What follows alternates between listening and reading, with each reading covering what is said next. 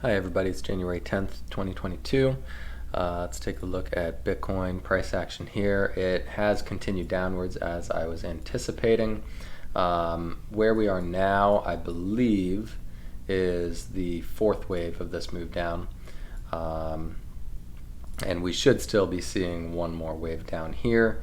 At this point in time, that projection is somewhere between 37.8 and 36.7. With fourth wave resistance being typically this first red box that I have drawn here, although when we go down to the micro chart, we get a slightly higher projection, potentially based on the ABC setup that we're seeing right here. Here's A, B, and we're making our C wave up right now, which should go anywhere in this larger red box. Okay, so here's our overlapping boxes basically right there in this region. We are now in the area of overlap, so a lot of confluence right now. It has room that it can stretch up more if it really wants to, all the way to about 43.7. If we break above 43.9, let's just call it 44K for argument's sake, then we will potentially be in a different scenario. And not necessarily expecting the move down, although it still could happen. But so for now, basically, as long as we stay below 44K, I am very comfortable in saying that we'll be seeing this area next.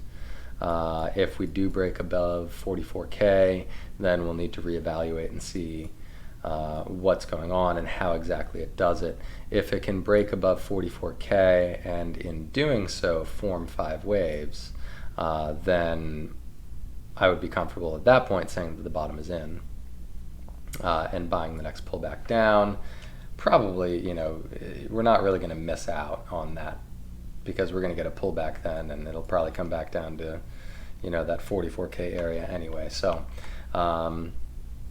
not really too worried about missing out. I'm really more interested in seeing this prove itself, seeing the bulls prove themselves before I jump back in, and until they do that, I'm sitting in shorts. So what's the expectation once we hit this area? To be perfectly honest, I can't really say at this point in time. It could be, assuming that we get this next move down, it could be that this is the actual bottom then. We'll get a nice spike down there, and then we'll move into the next bull phase after that. It's a possibility. The other possibility is that this is still part of a larger corrective move downwards, in which case we'll see a 3-wave bounce from there and then further downside. Because in the larger time frame picture, if you remember, I've got room pretty much all the way down to like 28.2, and really we just need to keep it above this 25.2 area, this area right here. It needs to stay above, but anything that it wants to do in the meantime, it could go here, drop it down here. I mean, it could do an ending diagonal downwards like this basically, as far down as 25.5 or so, and still give us potentially a new leg up in the bull market after that. So really, I'm just going to be watching this area and waiting.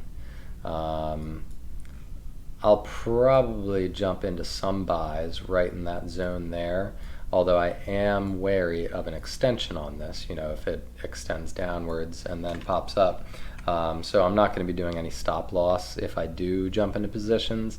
And honestly, I'm probably not going to set limit orders there. I think I'll just watch the action and potentially market buy if I see it, actually giving a decent reaction, giving a nice bullish hammer reversal candle or something. I might just market buy in at that point. That's kind of my plan there because, like I said, we could just extend that last wave down and do a direct extension towards the lower areas that I'm looking at. Like I said, potentially down as low as 28.2. So that's the danger of setting limit orders here, is that it very well could go lower. But if it follows the normal pattern, we should see a reaction from this. As we proceed downwards here, we should see at a minimum a pretty decent dead cat bounce up of some description. And once we have this structure in place, 1 and 2 or A and B, then we'll get a resistance zone area for C, and we'll have the target basically for that. And if it breaks through that target zone and trucks upwards and then holds the target zone and then pushes up higher, then we'll know this was the bottom. Bottom was in there, and then we can proceed to buy the next pullback with a stop below that low. So that'll be what I'm looking for. At any point when we see something that looks like this, where we break through the ABC resistance and get 5 waves instead, that's going to be the time to buy the next pullback.